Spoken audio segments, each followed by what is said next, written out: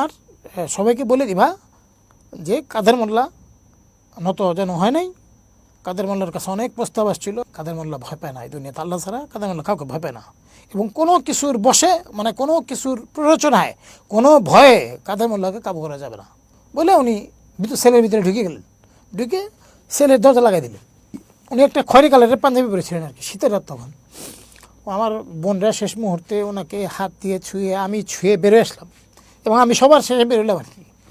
উনি তখন বললেন যে দেখো, আমার তো গত পরশু দিনই মরার কথা ছিল। আমি 7টা-8টার সময় আমি রেডি হয়ে গেছিলাম যে আমি আজকে শাহাদাত বরণ করতে যাচ্ছি, আল্লাহর কাছে চলে যাচ্ছি। অত্যন্ত দুঃসহ স্মৃতি। আজ থেকে প্রায়, আজকে 2026 সাল চলে, প্রায় 13 বছর আগের ঘটনা। অনেক ঘটনাই আমাদের স্মৃতিতে ঝাপসা হয়ে গেছে, কোনো সন্দেহ নাই। যদিও আমি এই ব্যাপারে একটা রিটেন আর্টিকেল ওই সময়ে সংগ্রাম, সোনার বাংলা সহ যে পত্রিকাগুলো ছিল সেগুলোতে পাবলিশ করেছি এবং কিছু স্মৃতি আমি ওই লেখার মাধ্যমে ধরে রাখার চেষ্টা করেছি। বাট অনেক সূক্ষ্ম, অনেক ছোটোখাটো জিনিস ওই লেখার মধ্যে আসলে আনা যায় নাই, যেগুলো আমার চোখে এখনও ভাসে। আমরা তো হঠাৎ করে 2010 মানে 2013 সালের ডিসেম্বরের 5 তারিখে আমরা দেখা করে আসলাম। ওনার সাথে আমাদের ইউজুয়াল সাক্ষাৎ ছিল, সেই সাক্ষাৎ করে আসলাম। সাক্ষাৎ করে আসার পরে 10 তারিখে আমরা হঠাৎ করে একটা চিঠি পেলাম জেল কর্তৃপক্ষের মাধ্যমে যে আমরা যেন ওই দিন মানে 10 তারিখ, 10ই ডিসেম্বর 2013 সালে আমরা যেন আপনার ওনার সাথে শেষ দেখা করার জন্য সন্ধ্যা 6টার সময় আমরা জেল গেটে যাই। এবং হ্যাঁ, চিঠিতে উল্লেখ ছিল, চিঠিটা আমাদের কাছে এখনও আছে, যে আমরা যেন যাই। ভালো কথা। কতজন যাব আমরা যোগাযোগ করলাম এক ডেপুটি জেলারের মাধ্যমে। সে বললো যে আপনারা 25-26 জন আসতে পারেন, নো প্রবলেম। তো আমরা গেলাম, প্রায় 23 জনের মতো আমাদের ফ্যামিলি মেম্বার ছিল, সবাই আমরা গেলাম। যাওয়ার পথে রাস্তায় তো একটা বিশাল আকারের রিক্স, আশেপাশে ছাত্রলীগ, যুবলীগ, অমুক লীগ তমুক লীগের লোকজনের তো একটা রিক্স ছিলই।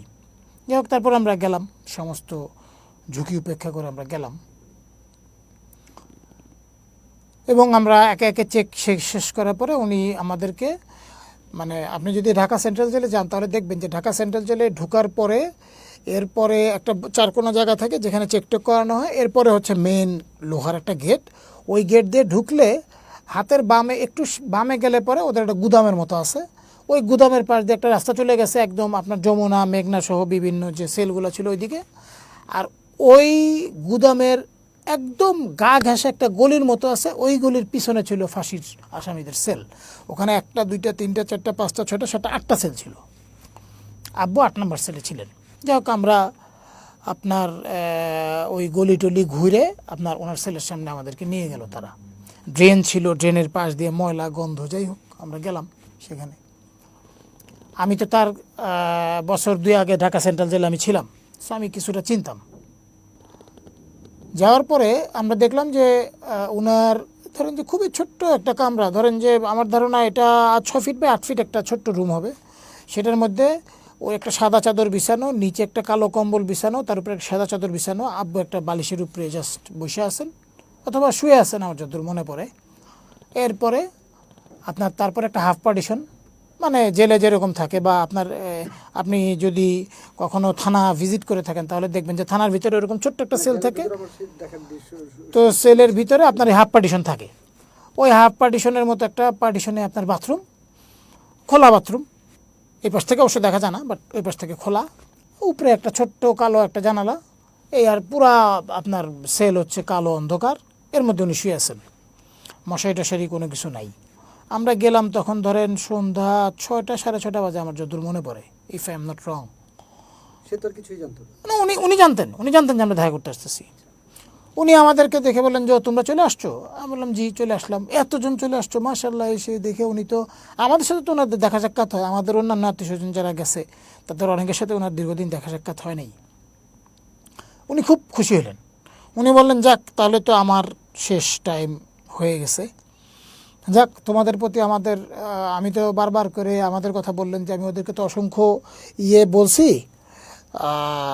অসংখ্যবার আমি বিভিন্ন নির্দেশনা দিছি, আমার আর নির্দেশনা দেওয়ার মতো কিছু নাই। তারপরে উনি বেশ কিছু নির্দেশনা দিলেন যে আত্মীয় স্বজনের সাথে ভালো বিহেভ করবা, কখনো অসৎ কথা বলবা না, সবসময় স্ট্রেট ফরওয়ার্ড সত্য কথা বলবা। কখনো অসৎ পথে ইনকাম করবা না, যতটুকু ইবাদত বন্দিগি করো এটা যদি অসৎ পথে ইনকাম করো তাহলে এই ইবাদত বন্দিগি আল্লাহর কাছে গ্রহণযোগ্য হবে না। তারপরে উনি আরও বললেন যে যারা আল্লাহ রাস্তায় শহীদ বরণ শাহাদাত বরণ করতেছে ওনার ইয়ের প্রতিবাদে, রায়ের প্রতিবাদে বা ওনার ফাঁসির প্রতিবাদে যারা শাহাদাত বরণ করতেছে, মারা যাচ্ছে, বিভিন্ন জায়গায় ক্ষতিগ্রস্ত হচ্ছে, তাদেরকে যেন আমরা সহায়তা করি, তাদের জন্য আমরা খোঁজখবর নেই। তারপরে ওনার কবর কোথায় হবে এই সমস্ত কথা উনি আগেও আমাদেরকে বলছেন, উনি আবারও আমাদেরকে বললেন। সেটা কি খুব সাধারণ? খুব সাধারণভাবে বললেন, খুব সাধারণ। ছিল? না উনি খুব সাধারণ ছিলেন, খুব ছিলেন। এরপরে আমাদের আত্মীয় স্বজন যারা ছিল তারা তো খুব ইমোশনাল হয়ে গেল, তারা কান্নাকাটি শুরু করলো। আব্বু তো এখানে দরজা খুলে রড ধরে দাঁড়াইছিলেন আর কি। তো একে একে উনি সবাইকে ডাক দিলেন, সবাইকে উনি আদর করলেন। আত্মীয় স্বজন যারা ছিল, ওনার ফুফাতো ভাই, চাচাতো ভাই, আমার বিভিন্ন আত্মীয় স্বজন, মা সবাইকে উনি আদর টাদর করলেন। আমার ইমিডিয়েট বোনের দুই ছেলে জায়েদ আফনান এবং জুনায়েদ, এই দুজন আব্বুর খুবই প্রিয় ছিল। তারা তখন খুবই ছোট ছিল, এখন তারা অনেক বড় হয়েছে। তো ওই দুজনকে আব্বু খুবই স্নেহ করতেন। তো আমার এখনও মনে আছে আব্বু দুজনাকে ধরে আলাদা করে আদর করলেন। এরপরে উনি 45 মিনিট হয়ে গেল। এরপরে উনি আরও কিছু উপদেশ দিলেন, আমাদের আত্মীয় স্বজন যারা ছিল তাদের সাথে কিছু কথাবার্তা বললেন, বলে আম্মুর সাথে একটু কথা বললেন। কথা বলে উনি বললেন তোমরা চলে যাও, সময় শেষ। ওইদিকে ডেপুটি জেলার বলতেছে স্যার সময় শেষ, 45 মিনিট হয়ে গেছে। যাই হোক আমরা বেরোলাম, আমি সবার শেষে বেরোলাম। উনি খালি আমাকে এতটুকু বললেন যে তোমার চোখে যেন পানি না দেখা যায়। আমি বললাম কি এটা কীভাবে সম্ভব? তো উনি বলেন যে হ্যাঁ, তোমার চোখে যেন পানি না দেখা যায়, তুমি তো বাইরে যায় সাক্ষাৎকার দিবা, ইন্টারভিউ দিবা, বিশ্বের অনেক বড় বড় ক্যামেরাম্যান, অনেক সাংবাদিক তোমাকে জিজ্ঞেস করবে, তুমি কান্নাকাটি যেটা করে এটা আল্লাহ কাছে করবা, কিন্তু এইখানে যেন তোমার চোখে পানি না দেখা যায়। তো আলহামদুলিল্লাহ, যাই হোক, ওনার কথার কারণেই হোক আর ধরেন আমার ওই সময় আল্লাহ তাআলার রহমতের কারণেই হোক, সব মিলাই আমি যাই হোক বাইরে কোনো কান্নাকাটি করিনি। বাইরে আমি সাংবাদিকদের খুবই স্ট্রংলি এবং খুবই বোল্ডলি আমি ফেস করলাম এবং তাদেরকে বললাম যে আব্বু বলছেন যে ওনাকে আজকে ইসলামী আন্দোলন করার কারণে এইভাবে অন্যায়ভাবে ফাঁসিতে ঝুলাই দেওয়া হচ্ছে। উনি যদি আজকে অন্য কোনো দল করতেন তাহলে উনি অনেক আরামে থাকতে পারতেন। উনি বিভিন্ন সময় বিএনপি, আওয়ামী লীগ সহ সবার সাথে আন্দোলন করছেন, কেউ ওনাকে রাজাকারও বলে নাই, কেউ ওনাকে যুদ্ধাপরাধীও বলে নাই। উনি হাসিনার সাথে একসাথে বসে মিটিং করছেন, উনি খালেদা জিয়ার সাথে মিটিং করছেন। উনি বাংলাদেশে এমন কোনো দল নাই, এমন কোনো লিডার নাই যার সাথে তার সম্পর্ক ছিল না। এরশাদ থেকে শুরু করে সবার সাথে ওনার সম্পর্ক ছিল। উনি সে কথাও বলছেন ওই আমাদের ওইখানে যে এইভাবে ওরা আমাকে অন্যায়ভাবে ঝুলাই দিচ্ছে। কারণ শুধুমাত্র আমি ইন্ডিয়ার বিরোধিতা করি, আমরা ইন্ডিয়ার বিরোধিতা করি, বাংলাদেশে আমরা ইসলাম এবং জাতীয়তাবাদের সমন্বয়ে আমরা একটা দেশ চাই, এটা আমাদের মেইন কারণ। আর দ্বিতীয় হচ্ছে আমরা ইন্ডিয়ান আধিপত্যবাদ এই দেশে হতে দিব না। এটা আমরা জামাত ইসলামী বেঁচে থাকলে কোনোদিন সম্ভব হবে না, এটা ইন্ডিয়া বোঝে। এই কারণে তারা আমাদেরকে মেরে ফেলতে চায়। আবু বলে যে এই মারাতেও আমার কোনো আফসোস নেই, আমি তো হার্টের পেশেন্ট, আমি 2 দিন পরে এমনি মারা যেতাম।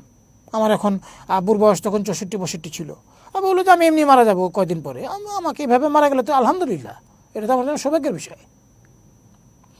যাই হোক, আমরা তো বাসা চলে গেলাম। বাসা চলে যাওয়ার পথে আমি আমাদের ডিফেন্স অফিস যেটা ছিল সেখানে গেলাম, আব্বু কী বলছেন সেটা তাদেরকে জানাইলাম। তারা আবার সেটা প্রেস রিলিজ আকারে বিভিন্ন জায়গায় জায়গায় ছড়াই দিল। আব্বু ওখানে একটা কথা বলেছিলেন আমার এখনও মনে আছে, যেটা প্রেস রিলিজে গেছে। আব্বু বলছিলেন যে নবুয়তের দরজা বন্ধ হয়ে গেছে কিন্তু শাহাদাতের দরজা খোলা আছে।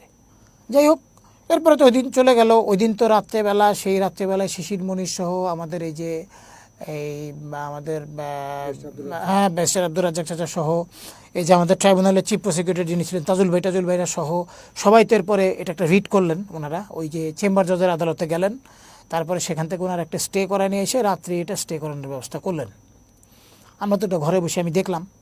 দেখার পরে যখন ওনারা স্টে নিলেন তখন আমি লাইভে ছিলাম, মানে আমার সাথে একজন ফোনে কথা বলছিল, উনি আমাকে খবরটা দিলেন যে চেম্বার আদালত ওই 10 তারিখের ফাঁসিটা রাত 10টার সময় স্টে করে দিয়েছেন। তখন তো আমরা আলহামদুলিল্লাহ বলে উঠলাম এবং আমি কয়েকজন সাংবাদিক আমাকে ফোন দিলে তাদেরকে আমি বললাম যে দেখেন মাওলানা মওদুদী সাহেব তো আগেই বলছেন যে মৃত্যুর ফয়সালা তো আসমানে হয়, জমিনে হয় না।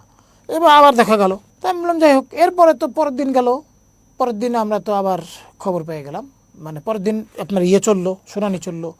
12 তারিখে আবার আমরা দুপুর 12টার দিকে অথবা 11:30টার দিকে আমরা খবর পেলাম যে স্টে খারিজ হয়ে গেছে, ওনার ফাঁসি কার্যকর করতে গভর্নমেন্টের এখন আর কোনো বাধা নাই। ইনফ্যাক্ট আগেও তাদের কোনো বাধা ছিল না, তারা পুরোটা একটা নাটক সাজাইছিল আর কি। যাই হোক, এরপরে তারা পরের দিন তো আবার আপনার আব্বুকে ফাঁসিতে ঝুলানোর তারা আবার সব ব্যবস্থা নিল এবং যথারীতি আমরা আবার একটা আইনজীবীদের পরামর্শে আমরা কারা কর্তৃপক্ষকে একটা চিঠি দিলাম যে গত ওই দিনের সাক্ষাতের পরে যেহেতু আবার একটা আইনি প্রক্রিয়া হয়ে গেছে, আমরা আর একবার ওনার সাথে দেখা করতে চাই। এরপরে আমরা আদালত আমাদেরকে জানাইলো, আদালত না তো সরি আপনার কারাগার কর্তৃপক্ষ জানাইলো যে আমরা শুধুমাত্র একদম ক্লোজ ফ্যামিলি মেম্বার মানে ওনার ছেলে, মেয়ে, আম্মু, ওয়াইফ, এই 7-8 জন ওনার সাথে দেখা করতে পারবে। পরের দিন ওই দিনে আবার 6টার সময় না 7টার সময় আমার মনে আছে আবার আমরা গেলাম। তখন মাত্র একটা গাড়িতে করে 2 দিন পর 10 তারিখের পর, এটা 12 তারিখ। 12 তারিখ আপনার সেই সন্ধ্যা 7টা অথবা 6:30 এরকম একটা টাইমে আর কি, অন্ধকার। বাইরে ধরেন এই যে বিভিন্ন ধরনের লোকজন যারা আপনার শাহবাগী এবং যারা আপনার এই ছাত্রলীগ যুবলীগের কর্মীরা, তারা তো ফাঁসি চাই ইত্যাদি নানা ধরনের স্লোগানে ব্যস্ত। যাক, এর মধ্যে অনেক কষ্টে আমরা গেলাম। যাওয়ার পরে ওনার সাথে ওই যাই দেখি যে উনি ঠিক ওই সেই আবার চেকিং, আবার সার্চ করার পরে আবার সেই আপনার হাইটে হাইটে ওই রাস্তা ধরে গেলাম ওনার সাথে দেখা করতে। উনি আমার কাছে ওই দিন মনে হলো যে উনি একটু চেঞ্জ, আমি ঠিক বুঝতে পারলাম না চেঞ্জটা কোথায়, কিন্তু আমার ঢুকেই মনে হলো যে সামথিং ইজ রং। উনি ঠিক আসলে গতকালকে ওনার চেহারা, ওনার আমি যেরকম দেখছি এটা আমার কাছে সেরকম লাগতেছে না। যাই হোক, আমি বাইরেই দাঁড়াই, মানে আমি ওই ইয়েতে ঢুকার মানে ওই পুরো এরিয়াতে ঢুকার একটা গেট, এরপর হলো ওনার গেট, মাঝখানে একটু ওনার ওই সেলের সামনে সামান্য একটু ধরেন যে একটা চত্বরের মতো জায়গা, চত্বর কালো ময়লা হয়ে কালো হয়ে গেছে, এক পাশে একটা পানির ট্যাপ, ওই চত্বরের মতো একটা জায়গা, ধরেন ওখানে 10-15 জন দাঁড়াইতে পারে এরকম। তো আমরা তো দিন 7-8 জন, ও এর আগের দিন তো জায়গাই হয় নাই, এর আগের দিন তো আমি বাইরেই ছিলাম, আত্মীয়-স্বজন সব আগে দেখা করছে, আমরা যেহেতু নিয়মিত দেখা করি আত্মীয়-স্বজনদেরকে আমরা অগ্রাধিকার দিছিলাম। তো ওই দিন তো ভিতরে ঢুকছি, ভিতরে ঢোকার পরে আমার কাছে তারপরে আমি দরজা দাঁড়িয়ে থাকলাম, আমাকে একজন ডেপুটি জেনারেল বলল, জাহিন ভাই ভিতরে আসেন, আপনি স্যারের সাথে করেন, আপনাদের আজকে টাইম অফুরন্ত, কথা বলেন আপনারা। যাই হোক, এরপরে তো আব্বু আবার সেই কিছু কথাবার্তা বললেন, কিছুক্ষণ কথা বলার পরে কিন্তু আমার কাছে মনে হলো যে উনি ঠিক উনার মাঝে নাই। মানে একটা মানুষের মধ্যে আছে না যে আপনার একটা মানুষ যখন কোনো একটা মানে দিগন্তে বিলীন হয়ে যায়, অথবা ধরেন আল্লাহ রাহে যখন সে নিজেকে উৎসর্গ করে, একটা যে তার চেহারার মধ্যে, এবং আমার কাছে মনে হলো তার চেহারা ঠিক আমি চিনতেছি না। এমনি কিন্তু উনি একটু কালো প্রকৃতির মানুষ ছিলেন, ছোটোখাটো মানুষ ছিলেন। আমার কাছে মনে হলো ওনাকে কেমন যেন আমি একটু আলোকিত মনে হচ্ছে আর কি, আমি ঠিক এটা বুঝাইতে পারবো না। ওনার সেলও আমার কাছে মনে হলো একটু আলোকিত। আমি খুবই অবাক হইলাম, মানে আমি নিজের চোখে ঠিক বিশ্বাস করতে পারতেছিলাম না। আমার কাছে মনে হচ্ছিল যে মানে কোনো একটা অপার্থিব কোনো একটা জায়গায় আমি আসি আর কি। যাই হোক, এরপরে উনি কিছুক্ষণ কথাবার্তা বলার পরে বললেন যে আমি তো তোমাদেরকে সব বলেই দিছি, আমার তো তেমন কিছু বলার নাই, তোমরা চলে যাও। আমার বোনরা তো ধরেন যে অবাক হয়ে গেল, বললো পিছন থেকে জেলার বললো, স্যার মাত্র 10 মিনিট 12 মিনিট গেছে, আপনি কথা বলেন, আপনার 45 মিনিট টাইম, আপনার এখনো সময় আছে, এবং আপনার সাথে এটাই শেষ দেখা, সো আপনি কথা বলেন, আপনি স্যার করেন, ভাইয়েরা কথা বলুক, কোনো অসুবিধা নেই, আজকে স্যার কোনো বাধা নেই। আব্বু বললো আচ্ছা ঠিক আছে। আমরাও বললাম যে আপনি কথা বলেন, আমরা থাকি, আমরা তো, আমার বোনরা বললো যে এটাই তো শেষ দেখা। তারপরে আব্বু আবার 5-7 মিনিট কথা বলেন, এরপর আবার উনি বললেন যে তোমরা চলে যাও। আমরা বললাম যে না, আমরা থাকি, আমরা 45 মিনিট কাভার করে তারপরে যাব। কিন্তু উনি যথারীতি 2-3 মিনিট পর আবার বললেন যে চলে যাও। আমি তো একটু বিরক্ত হয়ে গেলাম, আমি বললাম যে কী আপনার সমস্যাটা কোথায়, আমরা থাকি, আপনাকে আমরা ছুঁয়ে ধরে থাকি। তখন উনি বললেন, আমার বোনরাও চিল্লাচিল্লি করলো যে কী ব্যাপার, আপনি চলে যাওয়ার জন্য বলতেছেন, আমরা থাকার জন্য অস্থির, আমরা তো চাই যে সারা জীবন আমরা এইভাবে থাকি। উনি তখন বললেন যে দেখো, আমার তো গত পরশুদিনই চলে যাওয়ার কথা ছিল, মরার কথা ছিল, শাহাদাত বর্ষণ পালন করার কথা ছিল, এবং আমি রেডি হয়ে গেছিলাম। আমি 7টা-8টার সময় আমি রেডি হয়ে গেছিলাম যে আমি আজকে মানে শাহাদাত বরণ করতে যাচ্ছি, আল্লাহর কাছে চলে যাচ্ছি, আমার বাপ মায়ের কাছে আমি চলে যাচ্ছি। কিন্তু আল্লাহরই ফয়সালা, আল্লাহ তাআলার রহমত যে আল্লাহ তাআলা এইভাবে এটা ঠেকাই দিয়েছেন, এটা হাসিনা উনি দেখাই দিলেন যে মৃত্যুর ফয়সালা উপরে হয়, হাসিনা চাইলেও এখানে হয় না। তো বাট আমার এখন আমি আল্লাহর রাহে রুজু হয়ে গেছি, আমি ওইদিকে পুরোপুরি কনসেন্ট্রেশন করে ফেলছি, আমি এখন পুরোপুরি আল্লাহ তাআলার সাথে আমার একটা আত্মিক সম্পর্ক হয়ে গেছে। তোমরা যতক্ষণ এখন আমি দুনিয়ার কোনো কিছুর আমার আর কোনো প্রয়োজন নেই, সহায় সম্পত্তি ধন কারো কিছুর দরকার নেই। বাট তোমরা হচ্ছে আমার সবচেয়ে প্রিয়, তোমরা যে কজন এখানে আসছো আর পারভিনের 2 ছেলে, এই হচ্ছে আমার সবচেয়ে প্রিয়, এবং সংগঠন তো আমার প্রিয়। বাট সংগঠনের সাথে তো আর আমার কোনো কিছু করার এখন কোনো সুযোগ নেই। তো তোমরা যতক্ষণ এখানে থাকবা ততক্ষণ আমার জন্য সমস্যা। আমি বললাম কী সমস্যা? বললো যে আমার আল্লাহ তাআলার সাথে কানেক্ট করতে আমার সমস্যা হচ্ছে, সুতরাং তোমরা চলে যাও, আমার আর তোমাদের কোনো প্রয়োজন নেই। তোমাদেরকে আমি যা বলার বলে দিছি, সংগঠনকে আমি যা বলার বলে দিছি, ডান। আমার সহায় সম্পত্তি, আমার কবর কিভাবে কি হবে সেটা আমি বলে দিছি, সো তোমরা চলে যাও। আমরা তো মানে হতভম্ব হয়ে পড়লাম এই কথা শুনে, এবং পিছনে যারা জেলার টেলার পুলিশ তারাও হতভম্ব হয়ে গেল আর কি এই কথা শুনে। যাই হোক, এক জেলার বললো, স্যার আপনি এটা কি বলেন, আপনি ওনারা স্যার থাকুক, আপনি কথা বলেন, আরও 15 মিনিটের মতো সময় আছে। আবার বললেন যে না তোমরা চলে যাও, এবং আমাকেও নিয়ে ওই কথা আবার রিপিট করলেন, তোমার চোখে যেন পানি আমি না দেখি। আর সবাইকে বলে দিবা যে কাদের মোল্লা নত যেন হয় নাই, কাদের মোল্লার কাছে অনেক প্রস্তাব আসছিল, কাদের মোল্লা নত যেন হয় নাই। কাদের মোল্লা ভয় পায় না, এই দুনিয়াতে আল্লাহ ছাড়া কাদের মোল্লা কাউকে ভয় পায় না, এবং কোনো কিছুর বসে মানে কোনো কিছুর প্ররোচনায় কোনো ভয়ে কাদের মোল্লাকে কাবু করা যাবে না, সে যাই হোক না, সে যেই আসুক না কেন। এটা বলে দিবা সবাইকে, ঠিক আছে? যাও বলে উনি সেলের ভিতরে ঢুকে গেলেন, ঢুকে সেলের দরজা লাগাই দিলেন, যদিও শিখ দেখা যায়। তো যাই হোক, আমার বোনরা তো শেষ পর্যন্ত ওনাকে উনি একটা খয়েরি কালারের পাঞ্জাবি পরেছিলেন আর কি, শীতের রাত তখন। আমার বোনরা শেষ মুহূর্তে ওনাকে হাত দিয়ে আমি ছুঁয়ে বেরোয় আসলাম, এবং আমি সবার শেষে বেরোলাম আর কি। তো উনি এরপরে তো আমরা বেরোলাম যথারীতি বাইরে, প্রচুর আলো, প্রচুর লাইট, সাংবাদিক, ক্যামেরা, গাড়ির হর্ন সবই শুনলাম।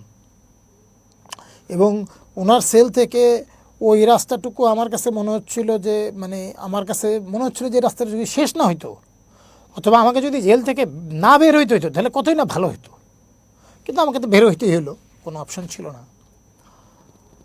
এরপরে তো রাত 10টার সময় ফাঁসির আমরা শুনলাম। তার আগে আমরা ফরিদপুর রওনা করব, আমাদের বাসার নিচে মগবাজারে জামাত অফিসের উল্টা পাশে আমাদের বাসা, সেন্ট্রাল অফিসের ওইখানে আমাদের বাসায় আমাদের আত্মীয় স্বজনরা সবাই, এই যারা আমরা এর আগের দিন যারা গেছিলো এবং আরও কিছু আত্মীয় স্বজন, সব মিলায় প্রায় 40-50 জনের মতো আত্মীয় স্বজন। আমাদের ওখানে 8টা গাড়ি ছিল, আরও বেশি হবে, 60 জনের মতো।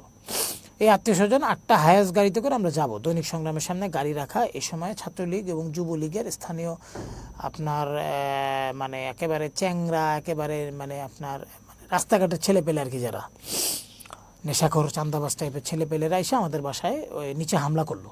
তা আমাদের প্রায় 60-70 জন ছেলে পেলে বাসার নিচে ছিল, ছেলে পেলে বলতে আত্মীয় স্বজন, বয়স্ক সব মিলে, মহিলা টহিলা সহ। তারা তো তাদেরকে পাল্টা প্রতিরোধ করায় তারা পালায় গেল। পুলিশ জাস্ট রেল লাইনের পাশে যে মসজিদ, আমাদের মসজিদের পাশে লুকায় ছিল, তারা এই সুযোগে আইসা এই হই হট্টগোলের ফাঁকে ওদেরকে পলাইতে দিল।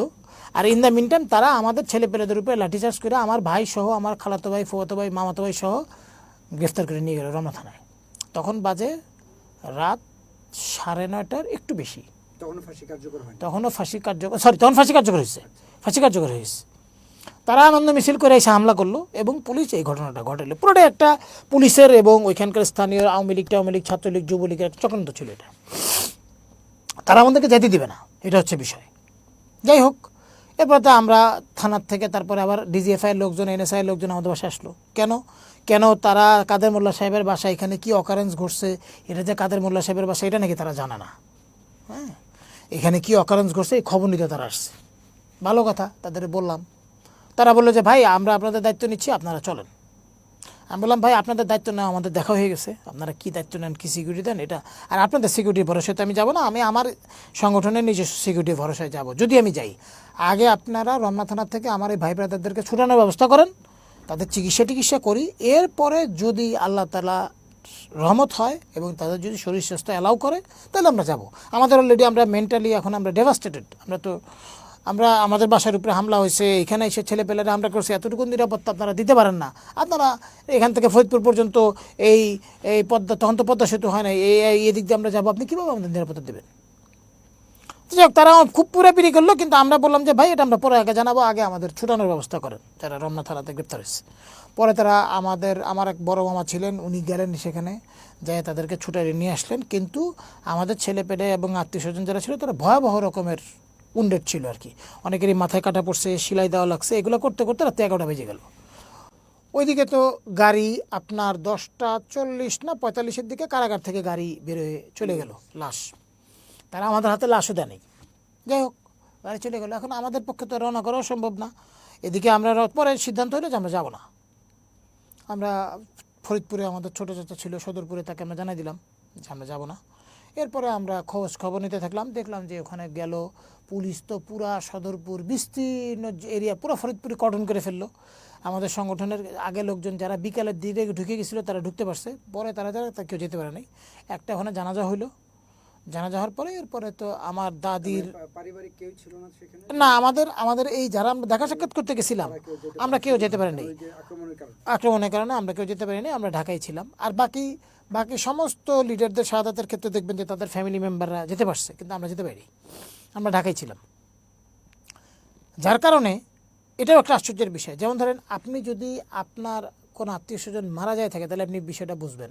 সেটা হচ্ছে, আপনি যদি তার মৃত মুখ না দেখেন, তাহলে লাস্ট আপনি তাকে যে জীবিত অবস্থায় যেভাবে দেখছেন, আপনার স্মৃতিপটে কিন্তু ওই মাথাটাই থাকবে।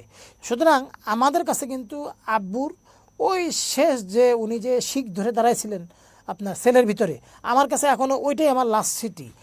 ওনাকে যে আপনার কফিনে করে পরে ফাঁসি দেওয়ার পরে এখানে নিচে, এখানে আপনার কফিন যে সামান্য সময়ের জন্য দেখাইছে ফরিদপুরে সদরপুরে, সেটা তো আমি ভিডিওতে দেখছি, বা অনেকে আমাকে ওখানে তো তখন ইন্টারনেট বন্ধ করে দিছিল। আর তখন তো 2012-13 সালে এত মানে আপনার হোয়াটসঅ্যাপ কিংবা ইয়েতে এত ভিডিও কলেরও চল ছিল না। আমাকে একজন ভিডিও কলে দেখাইছিল, ভিডিও করে। আমার কাছে ওই ফেসটা আসলে আমার মাথায় নেই, আমার মাথায় এখনও ওই ফেসটাই আছে যে উনি আমাদেরকে বিদায় দিচ্ছেন।